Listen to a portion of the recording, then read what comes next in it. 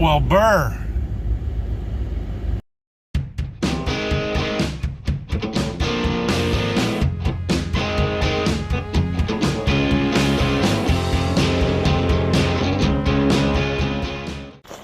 I know we are not nearly as cold as you guys out in Minnesota, the Dakotas, and other places. But burr. Getting ready for paint? Yep. Made a few modifications down here and some side shielding that goes around it, but plus we had a leak that we noticed there, so he welded that up a little bit better. We'll give her another test here today, I bet. I am kind of stuck with this tractor until I get my parts. So that steering column I think is coming tomorrow.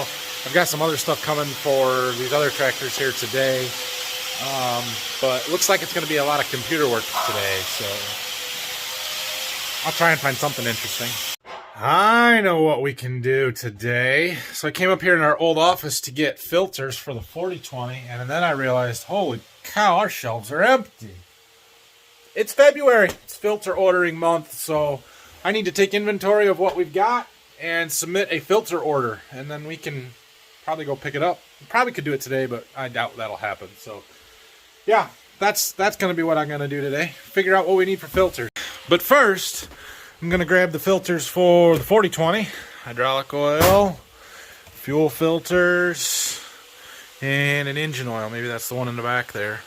Because we're going to change all those. Not today, because we can't run the tractor to warm everything up, but we are going to change them. That other truck that was scheduled for yesterday is here. 2 more pallets.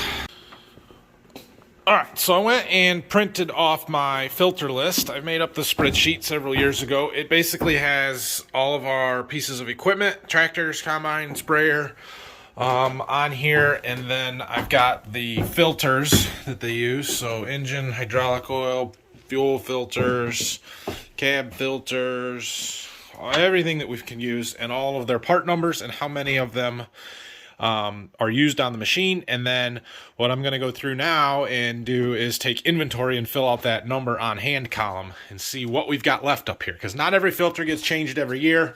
Mostly hydraulic stuff, and some of these are still going to get used because we're going to do the sprayer yet, and maybe some of the 4440 filters or some of that kind of stuff. So I'll kind of set a few off to the side, like the sprayer stuff. But we've got a lot of empty space that needs to be filled in, so we'll do some inventory. Well, I worked on my list for a little bit, and then I went to eat lunch, and I just got back. Look at this. Dad's got his steamer painted. Nice. I don't know if we'll put it back together today and run it or not, but yeah, cool.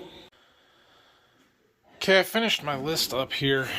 Always feels good when the shelves are fairly empty when it's this time of year.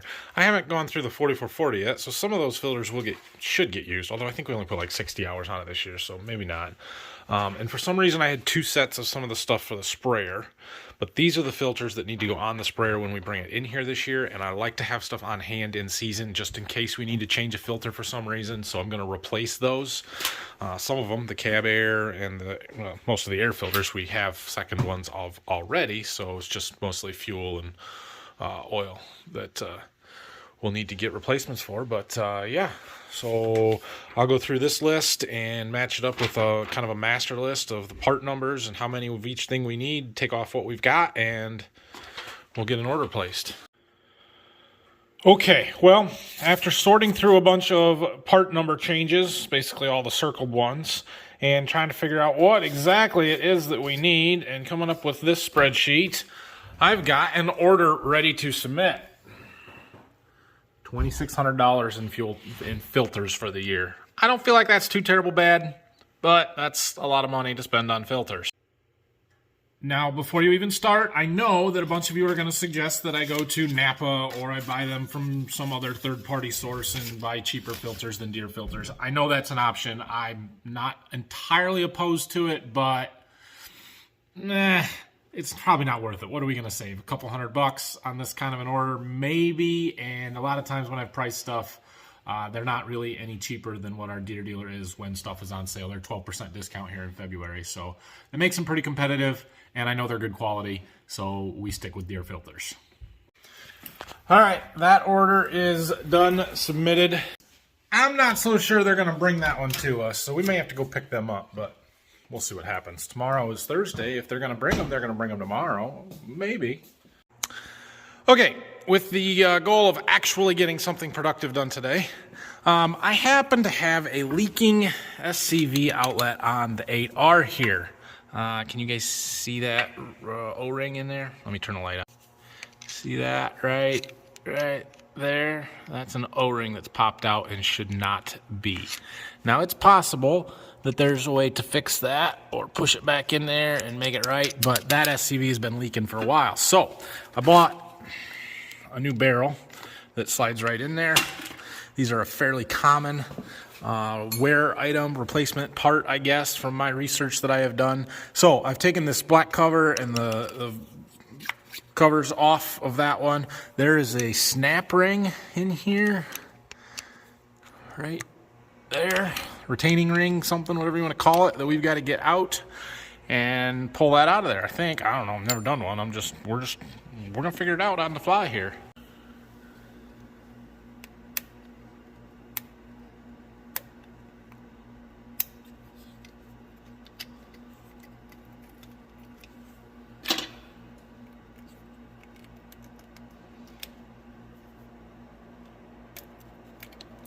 Okay.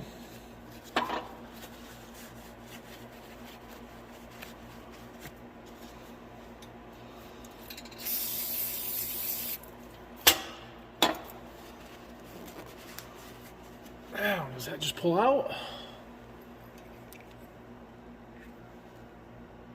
Not exactly. So, how does it come out? Like that. Yeah, got a little water in it too, it appears.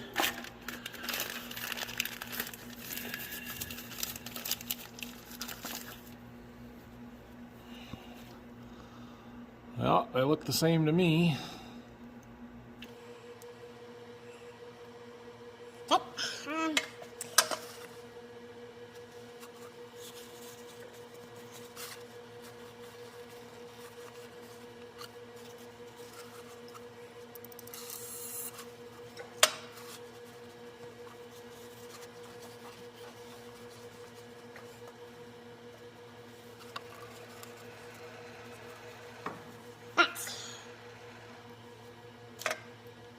Pop the new one in.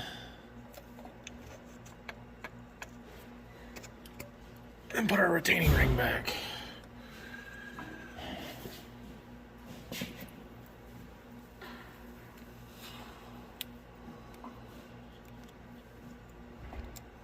Somehow.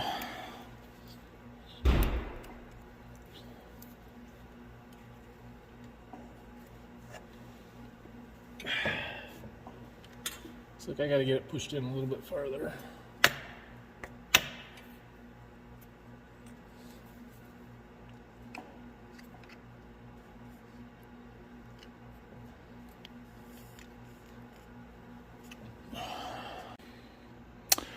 All right, after a brief, oh crap, what am I doing moment there and a little research, I figured this out. So, shout out to River Bottom Farms on YouTube because they're the only ones on the internet that have a video of this until now.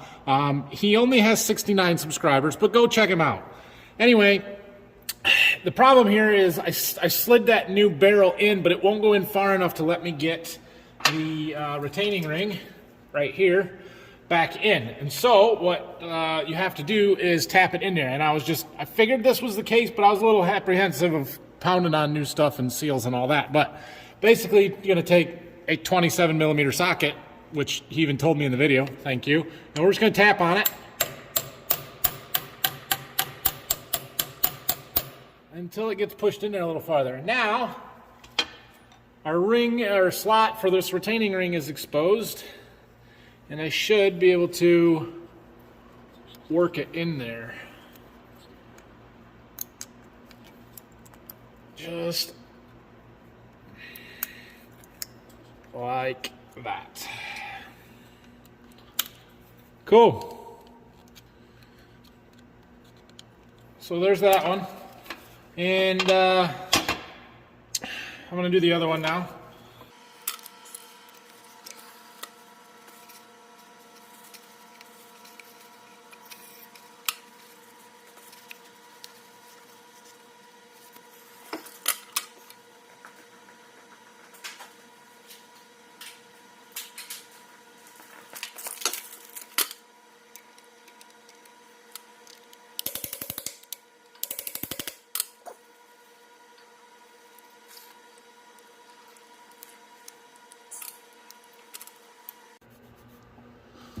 Okay, once we got both of them replaced, we can put our cover back on. Probably should clean it first. Better. All right, now this goes on there. We can put the two little screws in the top.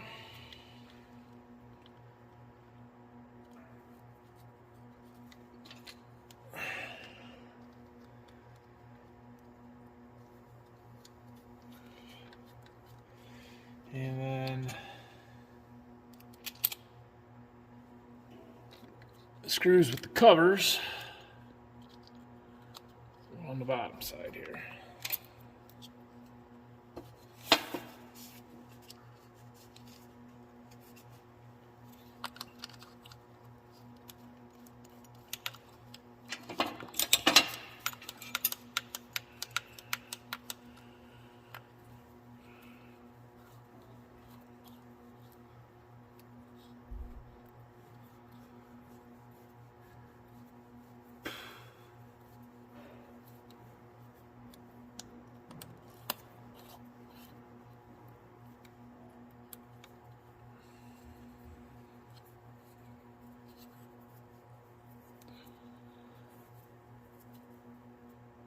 Okay. So those two are good now. I'm going to write it down in the book so that I know that I've replaced those two. I do have two more of those barrels. This tractor has the same as the 8430, the other tractor. So I'm going to just hold on to those two until we figure out which ones are leaking the worst. Because I think there's some on that other tractor that are leaking pretty bad, but I don't know exactly which ones. I don't really want to replace all of them because, well, those barrels are $70 a piece when they're on sale, so they'll get quite pricey to do 9 of them times 2. 5 outlets on this tractor, there's 4 on the other one, 2 barrels each. So, you know, you'd have over $1,500 in the barrels if we replaced them all. I don't really want to do that if they're not actually bad. So I'm going to hold on to them. We'll see which ones are leaking, and then we'll replace them as needed. It might also be possible to put seal kits in these and just replace the O-rings. I need to look into that a little bit more, but I also think that the metal wears a little bit, which makes the valves, the hoses not stay in very good, and they can pop out, which is what the problem is on some of them on that tractor. So maybe just as good to replace them. I don't know. It depends on how much the seal kit costs and how hard it is to do, I guess. All right, well, it's time for me to go home. So no test fire today on the pressure cooker. Dad was, I was going to let the paint dry, but he's building some forms to put his boards on once he gets some steam to help clamp them and hold their shape is the goal. So I'll show you, I had a couple of people ask what he's going to do with them. It's for some stuff in his house. I'll show you at some point why he's attempting this. But yeah, so anyway, tomorrow our steering valve comes. We'll get that put back together. I've got tires scheduled to be changed on this next Wednesday, so it'll be a little while, but we'll get them done, and we'll see what else is going on. So thanks for watching. Questions, comments, leave them down below, and we'll see you guys tomorrow.